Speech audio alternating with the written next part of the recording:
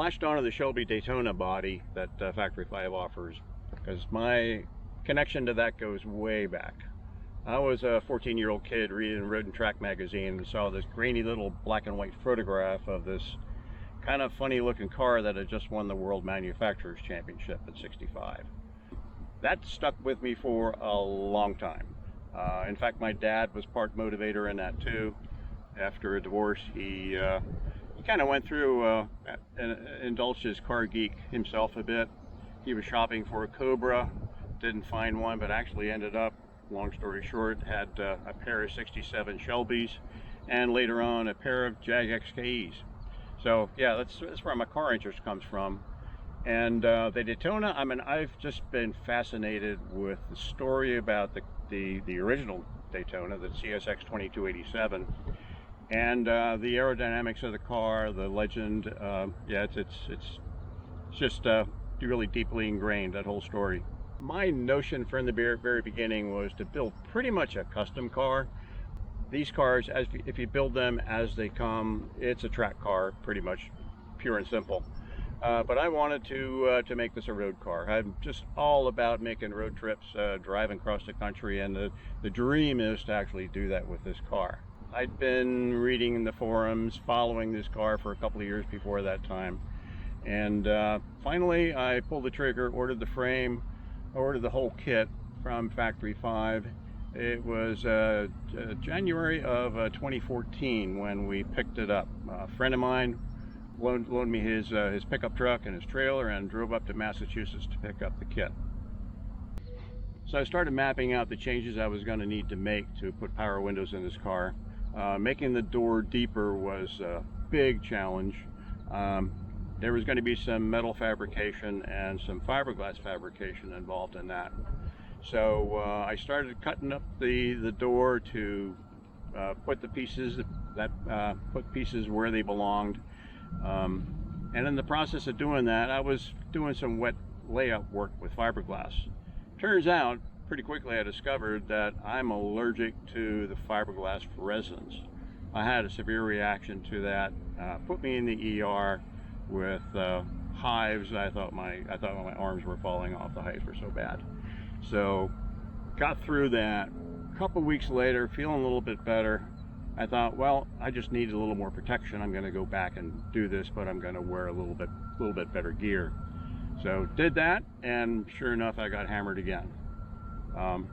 That put me out of commission with this thing for about 3 months while I regrouped, tried to figure out a plan as to how to go about building this fiberglass kit car when I'm basically allergic to fiberglass.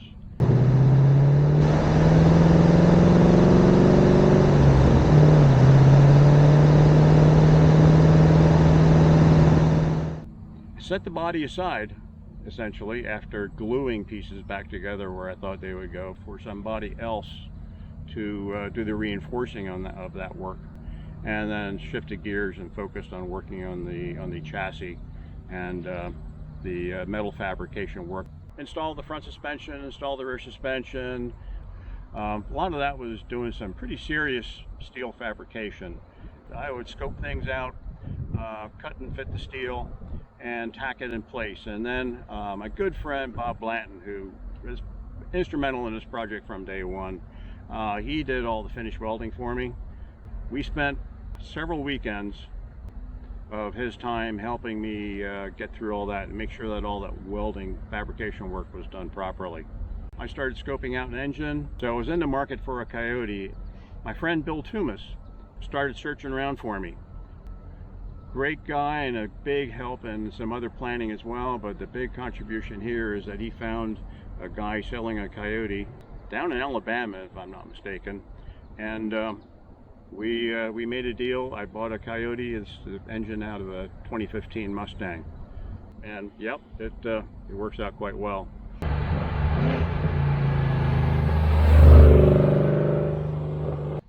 So about 6 months after discovering I was allergic to the resins and the fiberglass, and I changed my plan to outsource that work, had a rolling chassis and was about to break it down to start building up the body shell, all the aluminum sheet metal work that needs to be done. But along that time, I got a diagnosis of cancer.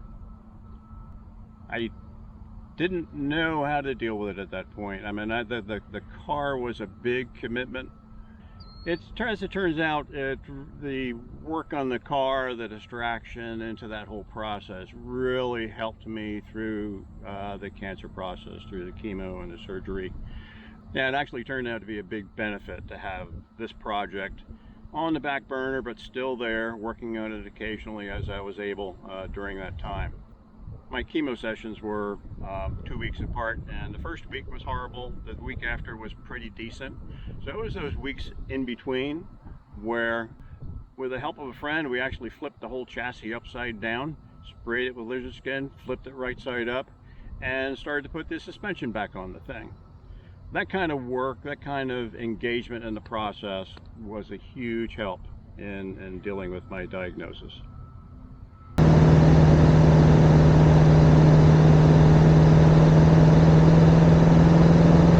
It's inspected, titled. I've actually got about 1,600 miles on the car at this point.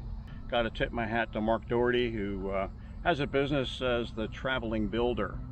He's the guy that stitched all my glued together fiberglass stuff into a cohesive piece of bodywork for me. Did a nut and bolt on it, basically checking that everything I did was safe and secure before I actually drove this car on the road. So with Mark behind me, yep, I knew I had a solid car under me.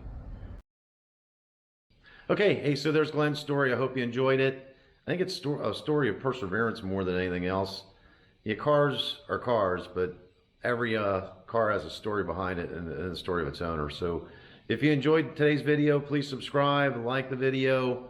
I'll be trying to shoot maybe one more before I get out on the road. And oh, by the way, Glenn's going to be going with me on the Lincoln Highway, so it won't be the last time you see him.